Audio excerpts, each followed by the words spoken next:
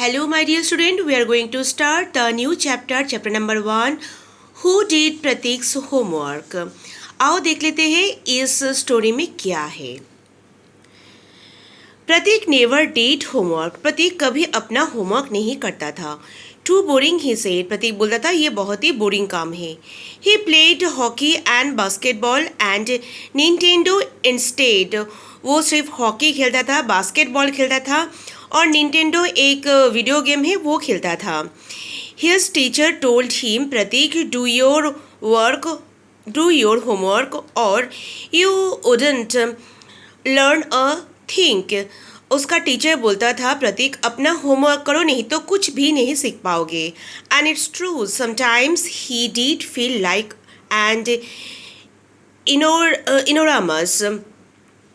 ये सच है, कभी कभी वो भी फील करता था कि लोग उसको इग्नोर करते थे. But what could he do. मगर वो भी क्या करे. He hate homework.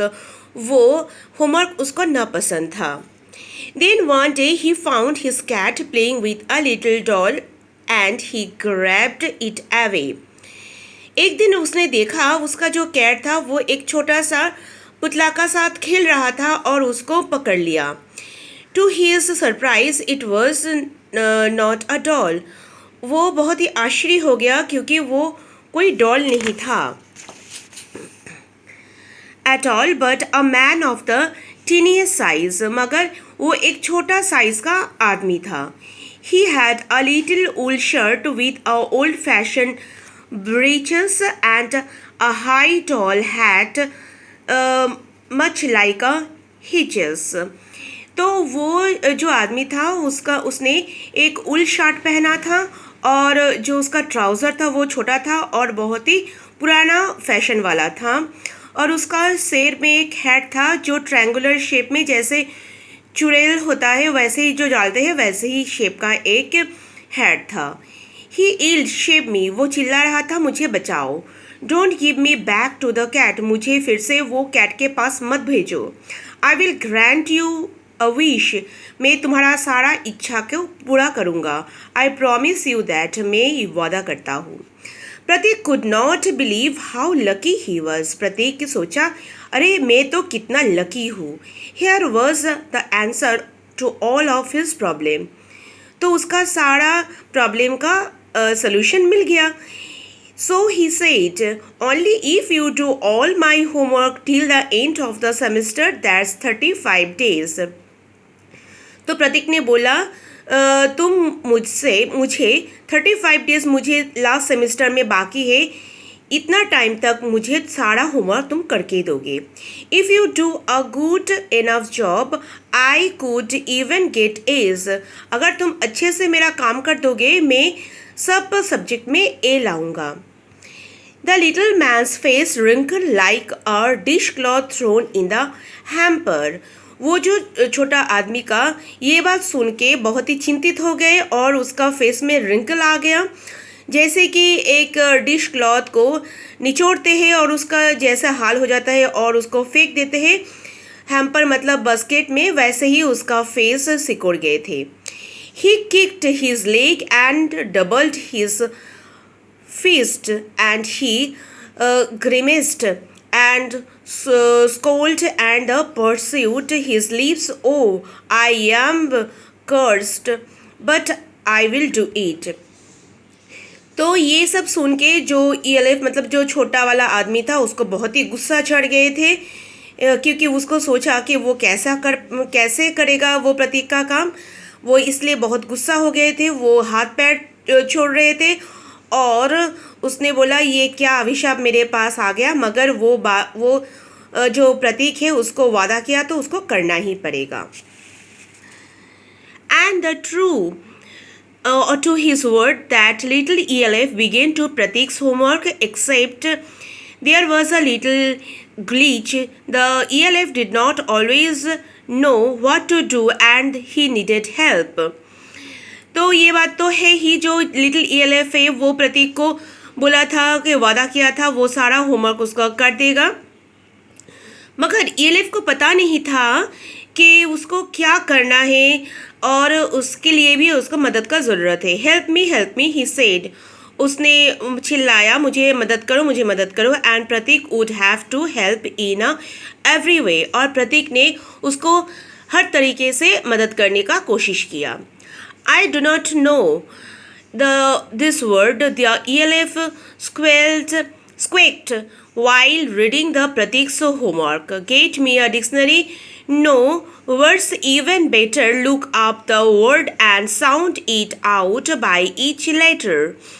तो ELF ने चिल्लाया। प्रतीक का होमवर्क जब देखते हैं तब बोला, तुम मुझे डिक्शनरी दो, मुझे ये वर्ड समझ में नहीं आ रहा है, तुम इसका लेटर जोर जोर से बोलो। इस तरह से वो परेशान करता था ELF। When it comes to the maths, Pratik was out of luck. What are the timetable? The ELF shrinked. जब प्रतीक का मैथ्स करने का टाइम होता था तभी ELF बोलता था ये क्या टाइम टेबल है, और ELF श्रिंक मतलब वो भी सिकुड़ जाते थे। We elves never need that. And the addition, the subtraction and division and fraction. Here sit down beside me. You simply must guide me. तो ये बोलता था ये मैथ्स क्या है, ये एडिशन, सब्सट्रैक्शन, डिवीजन, फ्रैक्शन, ये सब क्या है, तुम मेरे पास बैठो, मुझे मदद करो, मुझे गाइड करो।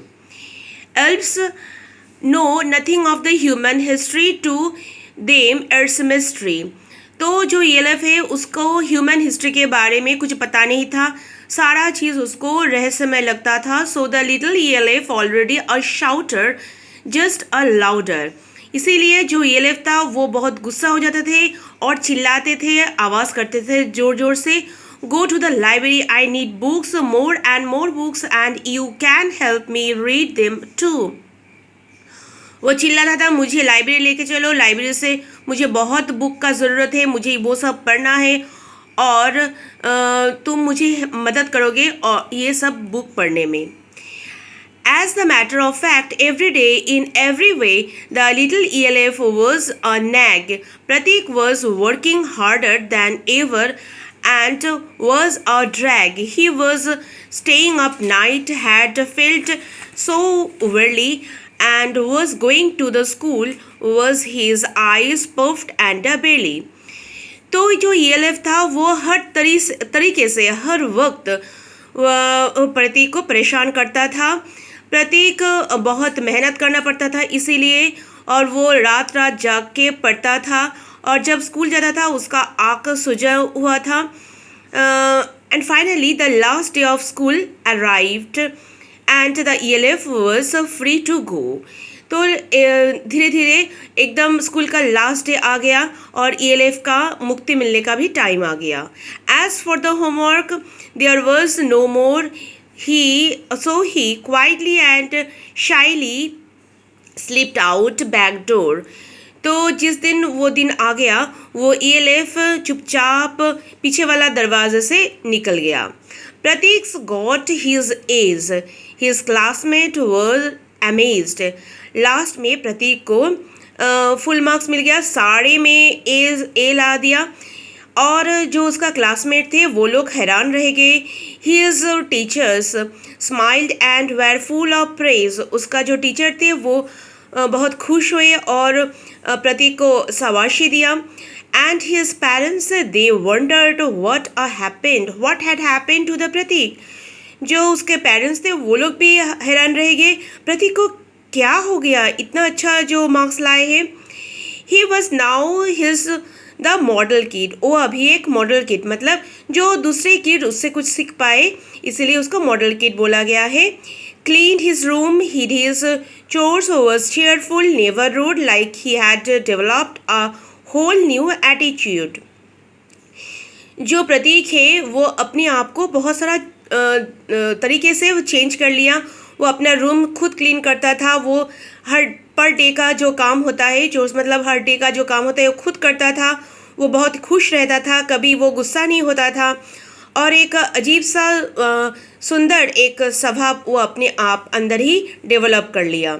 You see in the end Prateek still thought he would made that the tiny man do all his homework. वो प्रतीक अभी भी सोचता था वो जो छोटा आदमी था उसी ने ही सारा होमवर्क उसको कर दिया। But I will share a secret just between you and me. मगर यहाँ पर जो राइटर है वो बोल रहे हैं मैं आपके साथ एक सीक्रेट शेयर करना चाहूँगा, एक सीक्रेट जो आपके और मेरे बीच में होगा। It was not the ELF, Prateek had to do it himself. ये ELF का काम नहीं है, जो भी किया है वो प्रतीक ने खुद अपने के लिए ही किया है। ये जो लिखा है जो राइटर है उसका नाम है करोल मोर। ये तुम लोग याद रखना, बहुत सुंदर स्टोरी है, तुम लोग अच्छे से पढ़ लेना और समझ लेना। Okay, thank you.